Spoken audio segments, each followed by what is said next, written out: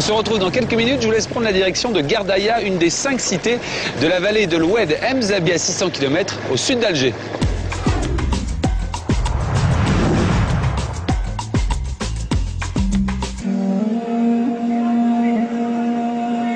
Un paysage de collines calcinées par le soleil, aux portes du Sahara, dans la vallée du Mzab. Une communauté religieuse venue d'Irak s'est installée il y a plus de 1000 ans. Les Mozabites ont réussi à sortir de terre 5 cités qui forment une pentapole. 5 ksars, ces forteresses du désert construites à l'identique. À première vue, quand on voit une cité du Mzab, on voit qu'il y a le minaret, la mosquée et puis les habitations qui viennent autour. C'est elle qui gère cette ville. On est parmi les plus anciennes écoles islamiques et peut-être parmi les premières écoles qui a démarré au Proche-Orient et puis s'est positionné et installé au Mzab il y a 10 siècles de ça.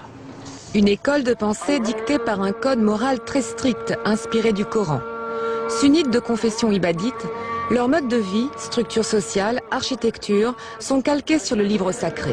Comme ici, à Ben Ixen, réputée la plus rigoureuse des 5 cités. Il est même interdit d'y fumer. L'ombre de la mosquée plane sur toutes les activités de la ville, y compris son marché aux enchères. Si quelqu'un veut vendre quelque chose, n'importe quoi, il vient me voir, moi ou les 10 autres vendeurs sélectionnés par le conseil religieux. Ensuite, je commence les enchères et 2 conditions sont nécessaires pour que la vente soit définitive. C'est que le vendeur et l'acheteur soient satisfaits et moi, je touche 10%.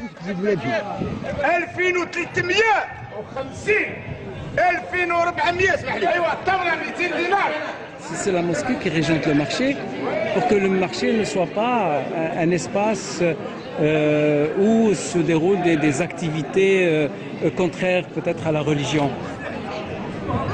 Chaque Mozabite influe sur les décisions qui concernent la cité.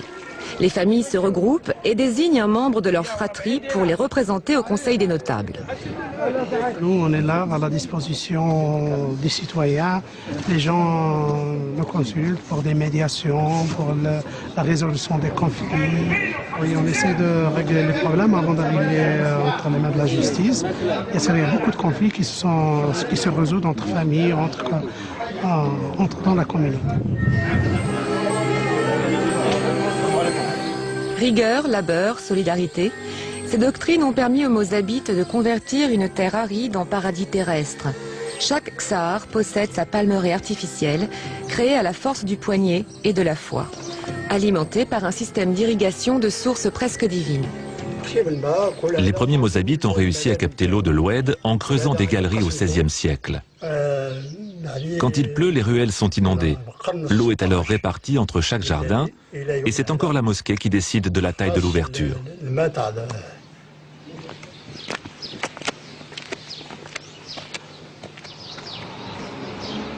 Une image paisible qui contraste avec une autre image en pays ibadite, celle des femmes. 10 siècles que ces dernières vivent à l'abri du regard des hommes. À 12 ans, elles sont obligées de porter un haïk blanc et une fois mariées, un pan de leur voile recouvre la totalité du visage, ne laissant filtrer qu'un seul œil. Toute la vie d'un Mozabite est dictée par le Coran. Dès le plus jeune âge, ses journées sont consacrées à son apprentissage. Il est 17h30, je viens de quitter le collège et je dois me rendre à l'école coranique. Car la vie d'un jeune ibadite n'est pas de tout repos. Levé 6 h du matin pour se rendre à l'école coranique, puis départ à 8 h pour le collège et retour à la médersa le soir pour parfaire son apprentissage de la religion jusqu'à 20 h.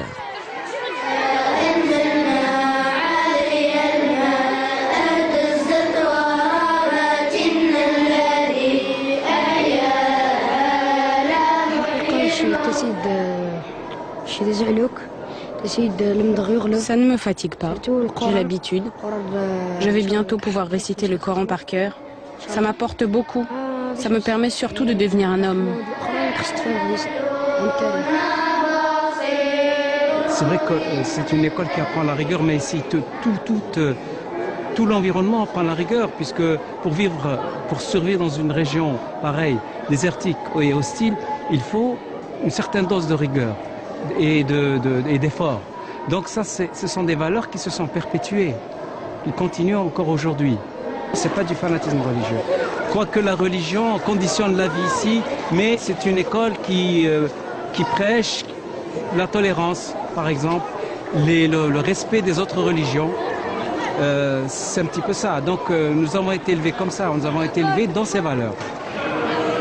Tolérance et ouverture d'esprit, des mots qui contrastent avec le conservatisme religieux qu'ils pratiquent depuis 10 siècles. Mais des mots agréables à entendre à l'heure où islamisme rime parfois avec obscurantisme.